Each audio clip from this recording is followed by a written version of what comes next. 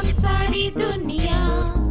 बीच हमें आज पौने दो, रोज उसे थोड़ा बढ़ने दो। छू लेंगे आकाश हम, मन के विचार हकीकत बने। सिद्धि फल से आनंद देंगे, कोशिश कर बढ़े, सोच बुलंद करे।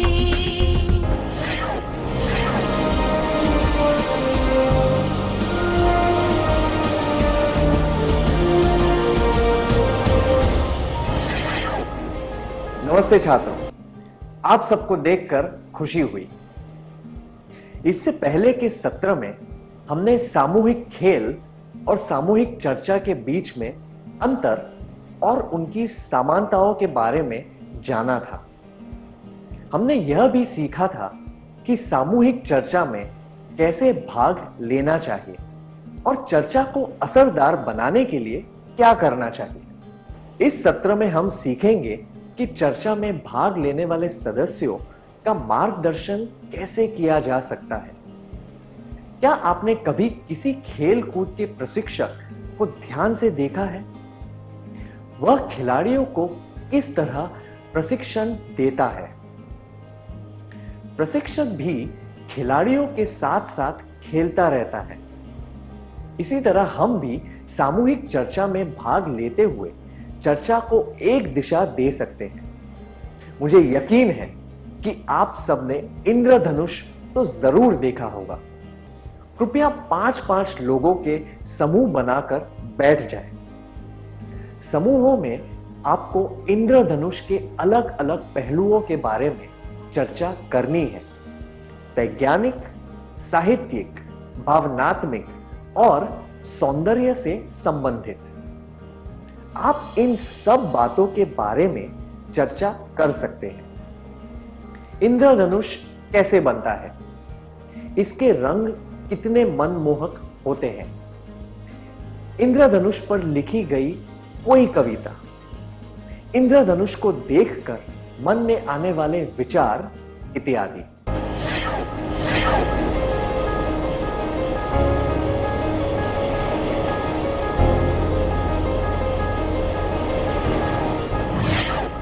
सर आइजैक न्यूटन ने यह साबित किया था कि इंद्रधनुष कैसे बनता है।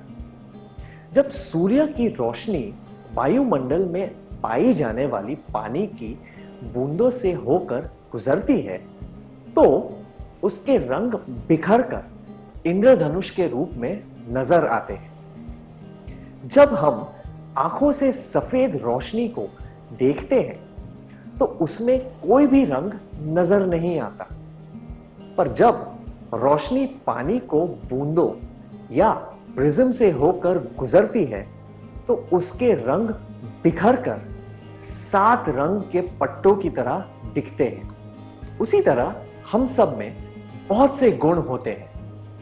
हमारे सारे गुण हमेशा दिखाई नहीं देते, पर जब हम दूसरों के साथ काम करते हैं तो हमारे गुण उभर कर आते हैं। उदाहरण के लिए, जब हम सामूहिक चर्चा में भाग लेते हैं तो हमारे ये सब गुण नजर आते हैं। प्रोत्साहन देने का कौशल, समझौते करवाने का कौशल, नेतृत्व करने का कौशल, स्पष्टीकरण और सारांश करने का कौशल, पहल करने के कौशल, मूल्यांकन करने के कौशल, सारी बातें दर्ज करने या ठीक से लिखने के कौशल।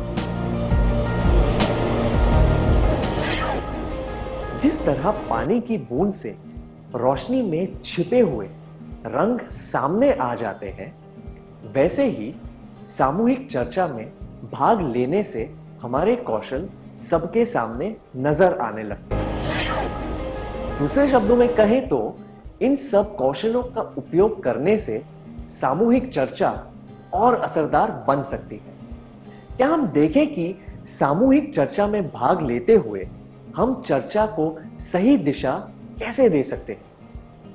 आइए हम सुधा और उसके 4 दोस्तों की चर्चा सुनते हैं। सुधा और उसके दोस्त अपने मोहल्ले में बाल दिवस मनाना चाहते हैं। वे चर्चा कर रहे हैं कि इसके लिए कौन कौन से काम करने हैं। क्या हम देखें कि वे क्या बातें कर रहे हैं? सीमा। क्या हम लतिका। या फिर कुछ खेल? मधु। गायन प्रतियोगिता कैसी रहेगी? अरुणा। बच्चों के लिए एक पुस्तकालय शुरू करने के बारे में क्या ख्याल है? हम उसके लिए चंदा इकट्ठा कर सकते हैं। सुधा। वाह, ये सुझाव बहुत अच्छा है। हमें यही करना चाहिए।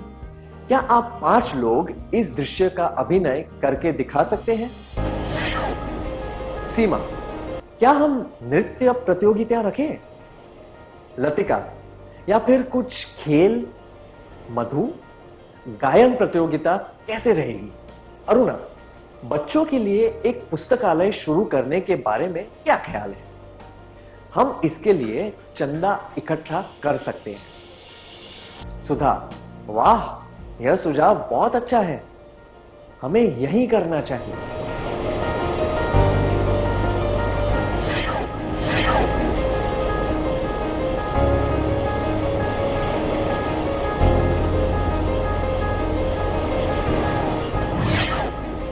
धन्यवाद, बहुत अच्छा प्रयास किया आप सबने। वाह, यह सुझाव बहुत अच्छा है। ऐसा कहकर सुधा ने अरुणा का और उसके सुझाव का प्रोत्साहन किया। उसी तरह उसने दूसरों को भी प्रोत्साहित किया। इस तरह किसी की सराहना करके और उनके विचारों का समर्थन करके उन्हें प्रोत्साहित किया जा सकता है। प्रोत्साहन करने वाले लोग सक्रिय होते हैं और वे लोगों का समर्थन करते हैं। नए विचार सामने लाकर और लोगों का हौसला बढ़ाकर वे चर्चा को रुचिकर बनाए रखते हैं। वे विचारों को समझने में और समस्याओं को हल करने में मदद कर सकते हैं।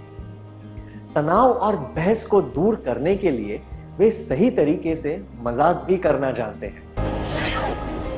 सामूहिक चर्चा में हमें दूसरों को प्रोत्साहित करना चाहिए ताकि वे भी चर्चा में भाग लें। अब एक कार्यकलाप करेंगे।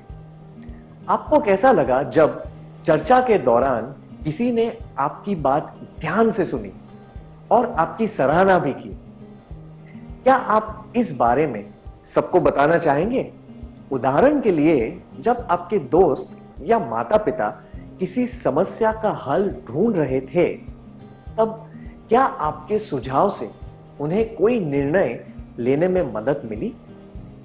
जब उन्होंने आपकी सराहना की, तब आपको कैसा लगा?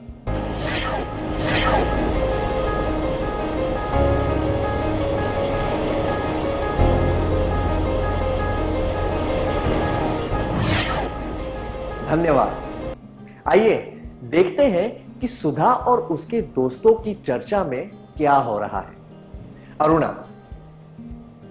हमें बाल पुस्तकालय के लिए चंदा इकट्ठा करना चाहिए। सुधा। ये तो बहुत अच्छा सुझाव है। हमें ऐसा जरूर करना चाहिए। सीमा। पर मुझे तो इसमें कुछ भी उपयोगी नजर नहीं आता। मधु। तुम ऐसा क्यों कह रही हो? सीमा। जब पास में ही एक सार्वजनिक पुस्तकालय है, तो हमें और एक पुस्तकालय की क्या जरूरत है? अरुणा। क्या ऐसा कोई नियम है कि सार्वजनिक पुस्तकालय के पास बाल पुस्तकालय नहीं होना चाहिए? सीमा। ऐसा कोई भी नियम नहीं है, पर जब हम सार्वजनिक पुस्तकालय को अच्छी तरह काम में ले सकते हैं, तो दूसरा पुस्तकालय खोलने की क्या जरूरत है? मधु। हमें लतिका की भी बात सुननी चाहिए। उसे अब तक कुछ भी कहने का मौका नहीं मिला है। क्या आप में से कोई 5 लोग इस दृश्य का अभिनय करके दिखा सकते हैं? सीमा बाल पुस्तकालय खोलने के विचार की आलोचना करती है। लतिका। अरुणा जोर से और दृढ़ता से कहती है कि बाल पुस्तकालय होना ही चाहिए।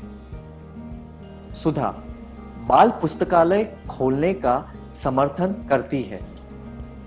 मधु लतिका को बात करने के लिए प्रोत्साहित करती है।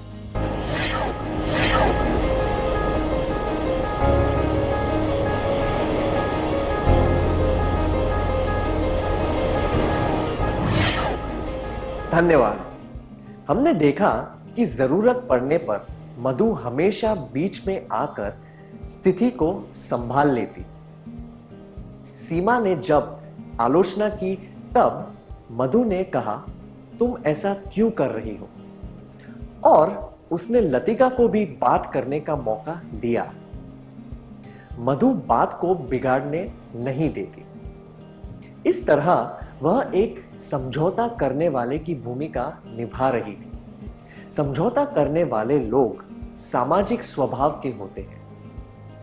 वे ऐसे लोगों को सबके सामने लाते हैं जो अपने शर्मीलेपन की वजह से ज्यादा बात नहीं कर पाते। वे लोगों को अपनी बात कहने का अवसर देते हैं। समझौता करवाने वाले लोग दूसरे के साथ मिलकर अच्छी तरह काम कर पाते हैं और समूह को एकजुट रख के मदद करते हैं। वे सहनशील होते हैं और दूसरों के साथ अच्छे रिश्ते बनाकर रखते हैं। वे सब्र से काम लेते हैं और व्यवहार कुशल होते हैं। उन्हें दूसरों की भावनाओं और जरूरतों की समझ होती है। वे किसी भी झगड़े को आसानी से सुलझा पाते हैं। वे अड़ियल लोगों से भी काम निकलवा लेते हैं, क्योंकि वे गुस्से से नहीं बल्कि दृढ़ता से बात करते हैं। अगर मधु बीच में नहीं आती तो अरुणा और सीमा की बातचीत झगड़े में बदल सकती थी। इसीलिए सामूहिक चर्चा के दौरान बहस और झगड़ा नहीं करना चाहिए। एक दूसरे की बात को समझकर एक मत होने की कोशिश करनी चाहिए। सामूहिक चर्चा में हमें दूसरों को प्रोत्साहित करना चाहिए ताकि वे भी चर्चा में भाग लें। एक दूसरे के साथ बहस करने के बजाय एक मत होकर कोशिश करनी चाहिए।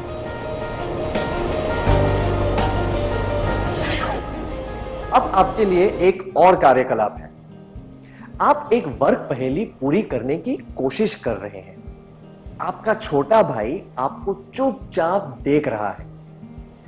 पहेली में एक ही शब्द भरना बाकी है, पर आपको कुछ समझ नहीं आ रहा। आप जल्दी से पहेली खत्म करना चाहते हैं। आप अपने भाई से पूछते हैं, तुम कब से मुझे देख रहे हो? क्या तुम्हें पता है कि यह शब्द कौन सा हो सकता है? वह कुछ सुझाव देता है और उससे आपकी पहेली पूरी हो जाती है। क्या आपने कभी किसी शर्मीले या शांत व्यक्ति को किसी चीज में भाग लेने के लिए प्रोत्साहित किया है? भाग लेने पर क्या उन व्यक्तियों ने कोई सराहनीय काम कर दिखाया है? क्या आप ऐसे अनुभव के बारे में सबको बताना चाहेंगे?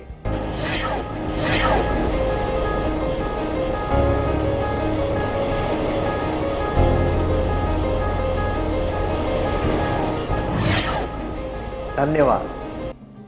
अब हम अगले कार्यकलाप के बारे में बात करते हैं। एक कार का पहिया मिट्टी में फंस गया है। कपिल ने देखा कि ड्राइवर को कार आगे ले जाने में मुश्किल हो रही थी। उसने पास खड़े लोगों को ड्राइवर की मदद करने के लिए बुलाया। सब मिलकर कार को पीछे से धक्का मारने लगे। कपिल वहीं खड़ा होकर इस तरह निर्देश देने लगा, हाँ, अब जोर से धक्का लगाओ। अरे जोर से, जरा रोको। वह ड्राइवर से भी कह रहा था, गियर बदलो, हाँ, अब गाड़ी को आगे बढ़ाने की कोशिश करो, इत्यादि। क्या आप चारों इस दृश्य का अभिनय करके दिखा सकते हैं?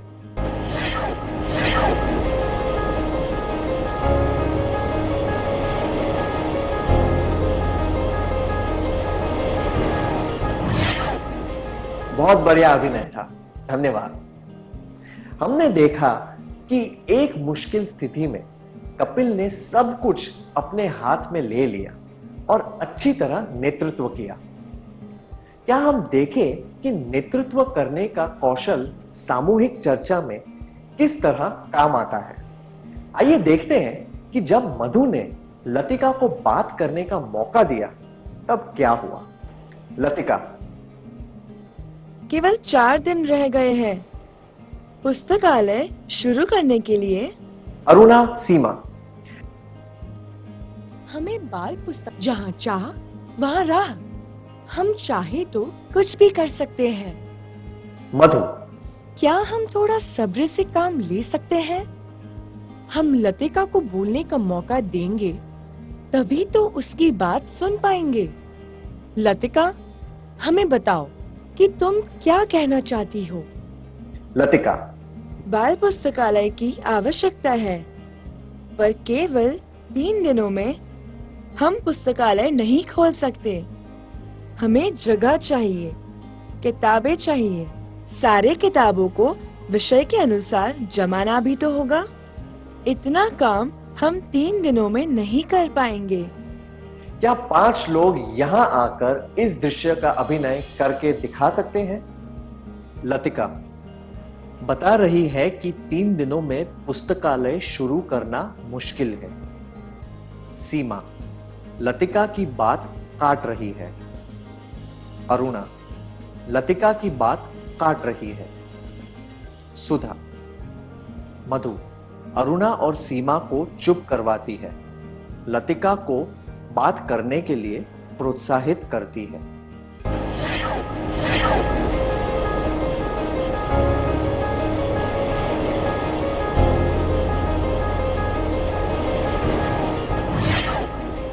जब अरुणा और सीमा ने लतिका की बात काट दी, तब मधु ने नेता की भूमिका निभाई।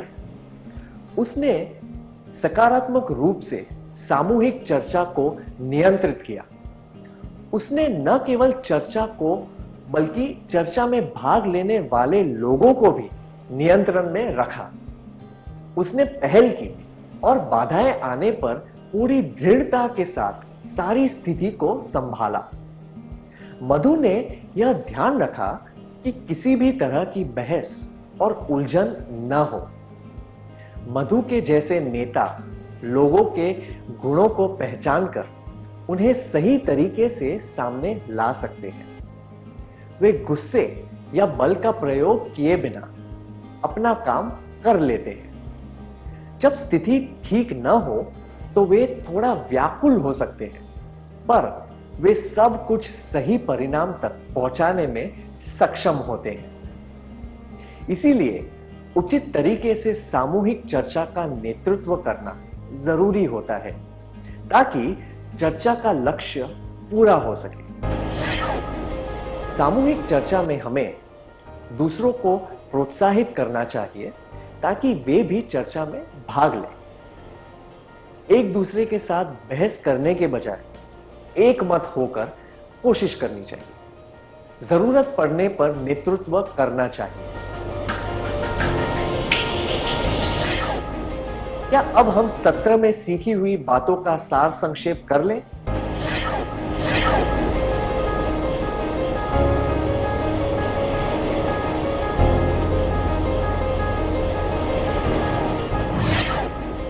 सामूहिक चर्चा में हमें दूसरों को प्रोत्साहित करना चाहिए ताकि वे भी चर्चा में भाग लें।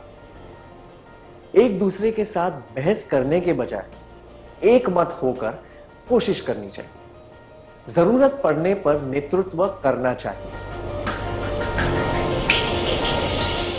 बहुत अच्छी तरह सार संक्षेप किया आपने, धन्यवाद।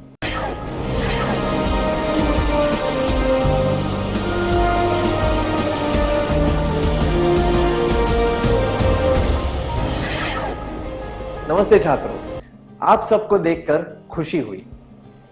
पिछले सत्र में हमने सीखा था सामूहिक चर्चा में हमें दूसरों को प्रोत्साहित करना चाहिए ताकि वे भी चर्चा में भाग लें। एक दूसरे के साथ बहस करने के बजाय एक मत होकर कोशिश करनी चाहिए। जरूरत पड़ने पर नेतृत्व करना चाहिए। आइए हम फिर से उस चर्चा पर ध्यान देते हैं। जब लतिका की बात खत्म हुई तब मधु ने कहा, इसका सार यह है कि हमें पुस्तकालय तो चाहिए, पर इतने कम समय में यह संभव नहीं है। ठीक कहा मैंने? लतिका ने सहमति दिखाते हुए अपना सिर हिलाया। मधु ने संक्षिप्त में और स्पष्ट रूप से लतिका की बातों का सार बताया। उसने सामूहिक चर्चा के उद्देश्य को भी स्पष्ट रूप से सबके सामने रखा। उसने यह समझाया कि चर्चा करने का मकसद क्या है। उसने यह बात विस्तार से बताई कि आगे क्या करने की जरूरत है, और उसके लिए उसने सारे साथियों की राय ली। चर्चा में बताए गए सारे विचारों को उसने ठीक से सार बताया। अगर कोई व्यक्ति अच्छी तरह सारांश प्रस्तुत न करे तो चर्चा का उद्देश्य पूरा नहीं हो सकता। इसीलिए सामूहिक चर्चा में उभरने वाले विचारों का स्पष्टीकरण और सारांश करना जरूरी होता है। सामूहिक चर्चा में हमें दूसरों को प्रोत्साहित करना चाहिए ताकि वे भी चर्चा में भाग लें। एक दूसरे के साथ बहस करने के बजाय एक मत होकर कोशिश करनी चाहिए। जरूरत पड़ने पर नेतृत्व करना चाहिए। विचारों का स्पष्टीकरण और सारांश करना चाहिए। चलिए फिर से चर्चा की ओर ध्यान देते हैं। जब लतिका ने अपनी बात खत्म की तब अरुणा ने कहा, मैं लतिका की बात से सहमत हूं। हम बाल दिवस के बाद पुस्तकालय शुरू करने के बारे में सोच सकते हैं। बाल दिवस मनाने के लिए 3 दिनों में क्या किया जा सकता है? सब लोग सोचने लगे। बहुत से विचार सामने आए। क्या आप में से 5 लोग स्वेच्छा से यहां आकर यह चर्चा कर सकते हैं कि बाल दिवस मनाने के लिए क्या किया जा सकता है?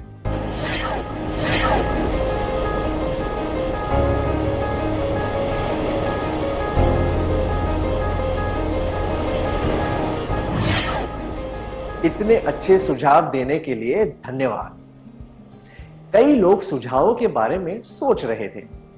सुधा ने कहा, कैसे रहेगा अगर हम पुराने कपड़े और खिलौने जमा करके किसी अनाथालय को दे जाएं?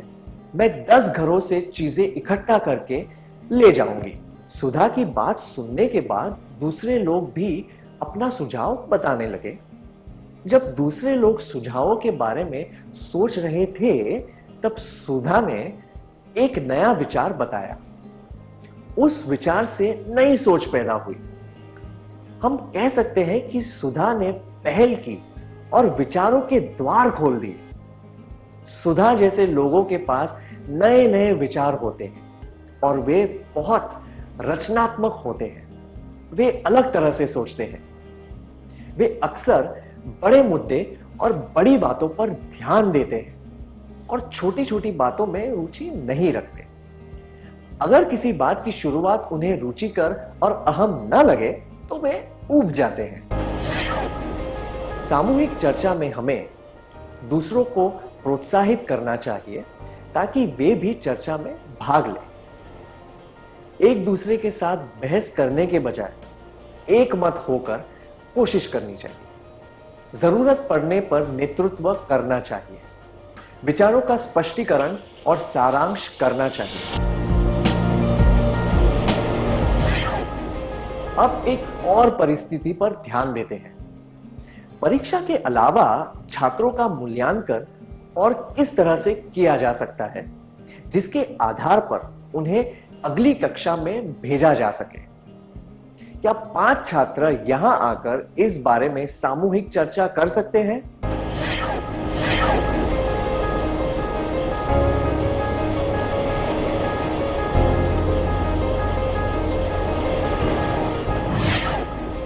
धन्यवाद।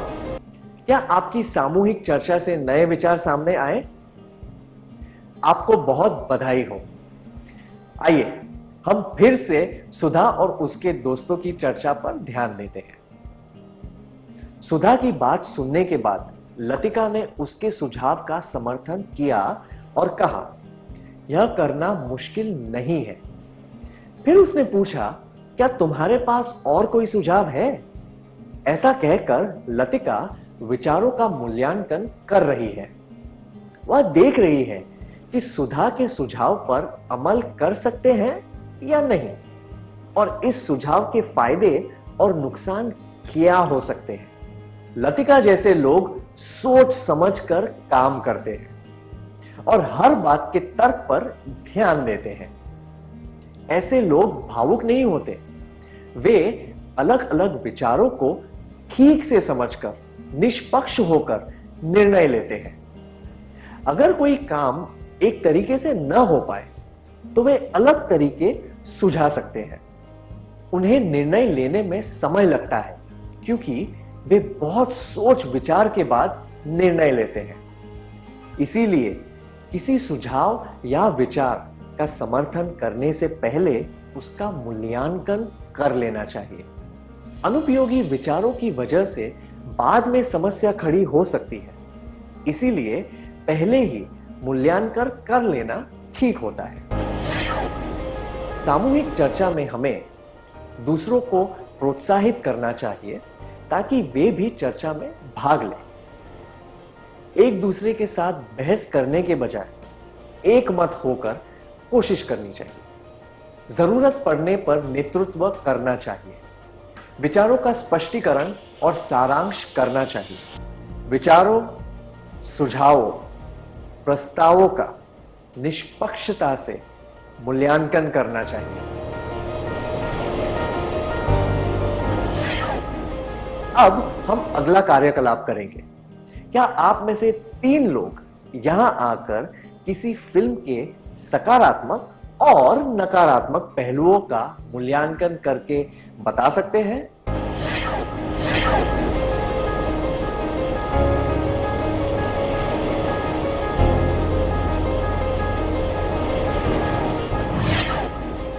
बहुत अच्छा प्रयास था। आप सब ने फिल्म की नकारात्मक और सकारात्मक चीजें बताते हुए अलग अलग राय दी। हम इसे मूल्यांकन कहते हैं। लतिका ने भी इस तरह सुधा के सुझाव का मूल्यांकन किया था। आइए फिर से सुधा और उसके दोस्तों की बातें सुनते हैं। लतिका ने जो मूल्यांकन किया उसके बाद मधु ने कहा, क्या किसी के पास और कोई सुझाव है? अगर नहीं तो मैं अब तक कही गई बातों को पढ़कर सुना देती हूं। ऐसा कहकर मधु ने पढ़ना शुरू कर दिया। हमने देखा कि मधु ने सारी बातें अच्छी तरीके से दर्ज कर ली थी। बातें ठीक से लिख लेने से समूह को व्यवस्थित रखने और चर्चा को सही दिशा देने में मदद मिलती है। सामूहिक चर्चा के दौरान मधु जैसे व्यक्ति सारी गतिविधियां, सुझावों और विचारों को लिख लेते हैं। वे इस बात पर ध्यान देते हैं कि सभी लोग अपनी भूमिका और जिम्मेदारियां अच्छी तरह निभा रहे हैं या नहीं। वे यह ध्यान रखते हैं कि सभी लोग सुझावों और विचारों का समर्थन करें।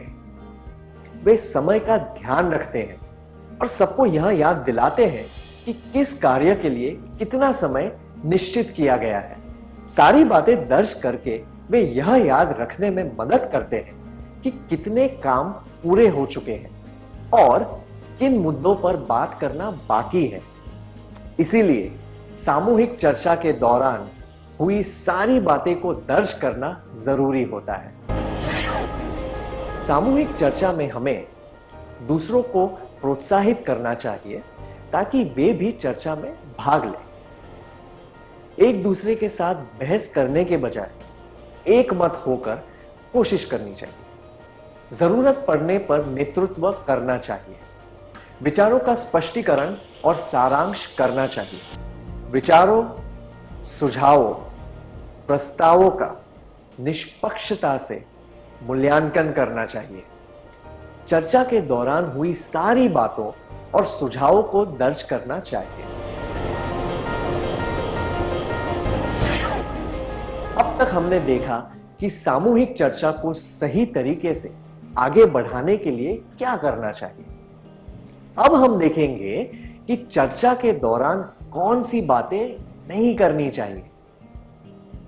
कमल, इमरान, महेश और वीर स्कूल के नेतृत्व समय के सदस्य हैं। वे एक नृत्य के कार्यक्रम के बारे में बात कर रहे थे जो उन्होंने टीवी पर देखा था। कमल को नृत्य के बारे में ज्यादा जानकारी नहीं है, पर वह ऐसे जताता है कि उसे बहुत कुछ पता है। क्या आप में से 4 लोग इस दृश्य का अभिनय करके दिखा सकते हैं?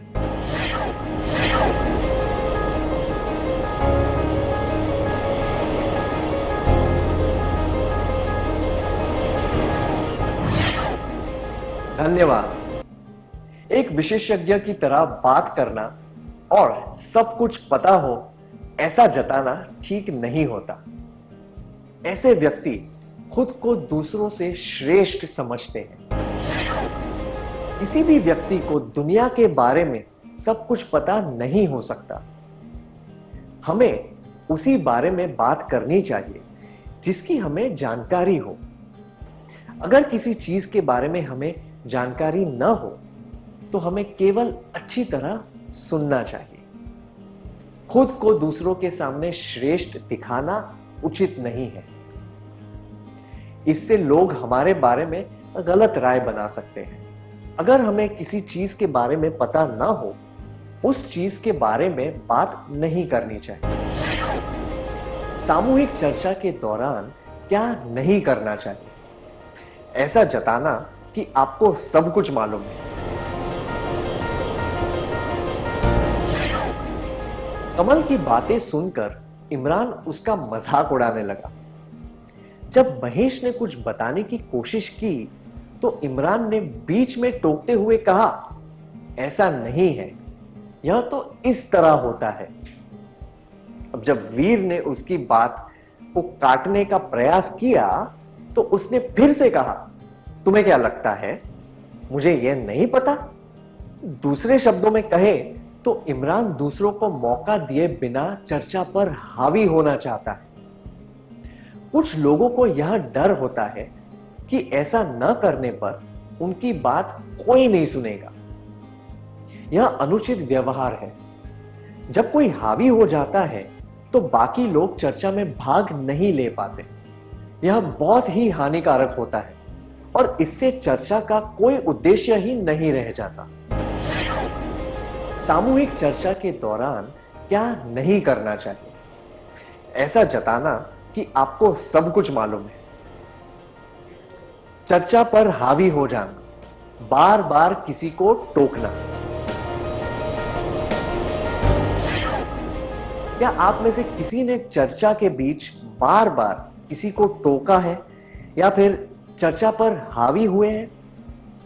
क्या आप इसके बारे में अपने करीबी दोस्त को बताना चाहेंगे?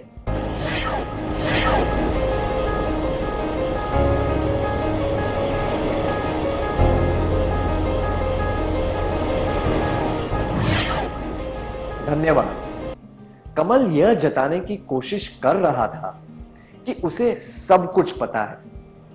इमरान चर्चा पर हावी हो रहा था। वीर इधर उधर की बातें कर रहा था, जैसे कि क्या तुमने वह विज्ञापन देखा है जो कार्यक्रम के बीच में आया था? फिर उसने खुद की बड़ाई करते हुए कहा, मुझे विश्वास नहीं होता है कि वे लोग इसे नृत्य कहते हैं। तुम्हें देखना चाहिए था कि 7 साल की उम्र में भी मैं कितनी अच्छी तरीके से नाचता था। इस तरह के व्यवहार से कुछ लोग दूसरों के सामने खुद का मजाक बनवा लेते हैं। इसीलिए इधर उधर की बातें नहीं करनी चाहिए और शेखी नहीं बघारनी चाहिए। सामूहिक चर्चा के दौरान क्या नहीं करना चाहिए? ऐसा जताना कि आपको सब कुछ मालूम है। चर्चा पर हावी हो जाना, बार बार किसी को टोकना, इधर उधर की बातें करना और शेखी बघारना। क्या हम सत्र में सीखी हुई बातों का सार संक्षेप कर लें?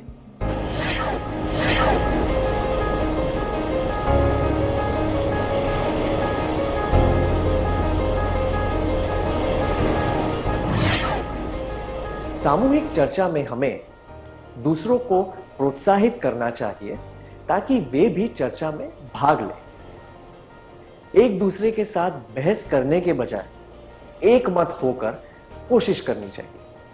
जरूरत पड़ने पर नेतृत्व करना चाहिए। विचारों का स्पष्टीकरण और सारांश करना चाहिए। विचारों, सुझावों, प्रस्तावों का निष्पक्षता से मूल्यांकन करना चाहिए।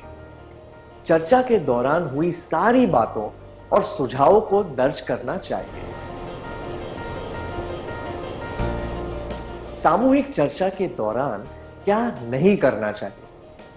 ऐसा जताना कि आपको सब कुछ मालूम है। चर्चा पर हावी हो जाना, बार बार किसी को टोकना, इधर उधर की बातें करना और शेखी बघारना। बहुत अच्छी तरह सार संक्षेप किया आपने। धन्यवाद।